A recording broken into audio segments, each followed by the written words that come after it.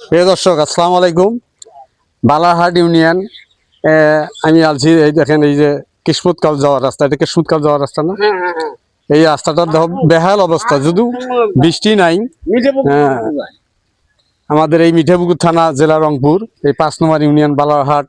এটা কয় নম্বর ওয়ার্ড? এটা আমার 4 নম্বর, 4-2 এখন আপনি কথা বলেন। 4-2 এখানে পুরাটা কি সমস্যা? আমাদের এই রাস্তাটা দিয়ে মিঠেপুকুর যায়, কথাটা বুঝুন না। এই ডাইরেক্ট এই বালাহাট থেকে এই রাস্তাটা দিয়ে মিঠেপুকুর যায়, মানে যাত্রীর এমনই অবস্থা, এই রাস্তাতে কোনো যানবাহন পাওয়া যায় না। ওই যে মোটরসাইকেল আছে, পিছনে মোটরসাইকেল হাঁটিয়ে আছে। আমি তাদের কাছে আগে শুনবো। আসসালামু আলাইকুম ভাই। আসসালাম। কেমন আছেন? আলহামদুলিল্লাহ ভাই, ভালো আছি। আপনি কত দূর থেকে আসলেন? আমি এখান থেকে 1 কিলোমিটার দূর থেকে আসলাম। তাতে রাস্তাটা এখানকার মানে ওদিকে খারাপ বেশি নাকি ভালো?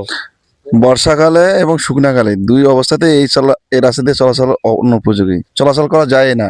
তাহলে আমাদের এই রাস্তাটা আমিও ঘুরলাম যে খুবই মানে এত বেহাল অবস্থা যে একটা সাইকেল যাওয়ার মতন পরিবেশ নাই, কোনো পরিবেশ নাই, খুব কষ্ট করে যেতে হয়। তাই এখানে এলাকাবাসী আছে আরো, আমি তাদের সাথে। আসসালামু আলাইকুম। ওয়ালাইকুম আসসালাম। আমরা বড় দুঃখিত, আমাদের বড় ভাগ্য খারাপ।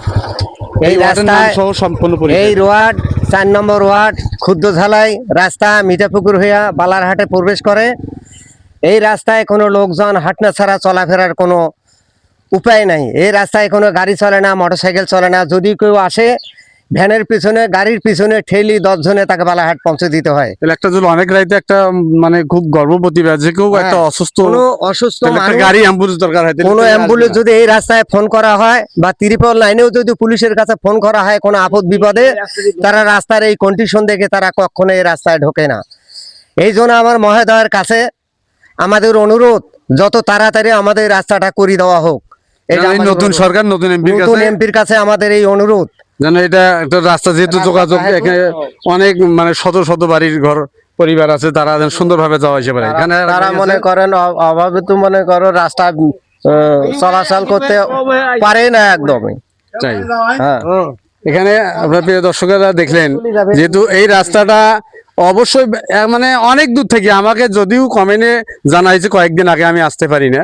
আমি তো আর সাংবাদিক না, আমরা কোনো সরকারি সাংবাদিক না। আমরা যেহেতু একটা ছোটো মোটো, আমরা সবগুলাই আমি কষ্ট করি তুলি ধরি এরকম ভিডিওর মাধ্যমে, যেন নতুন তারেক জিয়া স্যার আছে, নতুন এমপি আছে, যারা মন্ত্রীরা আছে, আমরা চাই এই গত যে 17-18 বছরেও এই রাস্তার কোনো এক ছোট মাটি ফেলেছে। তাই আমরা নতুন সরকার, যে এবার স্বাধীনতার মতন একটা নতুন বাংলাদেশ আসছে, নতুন সরকার, নতুন এমপি, এবং সামনে যারা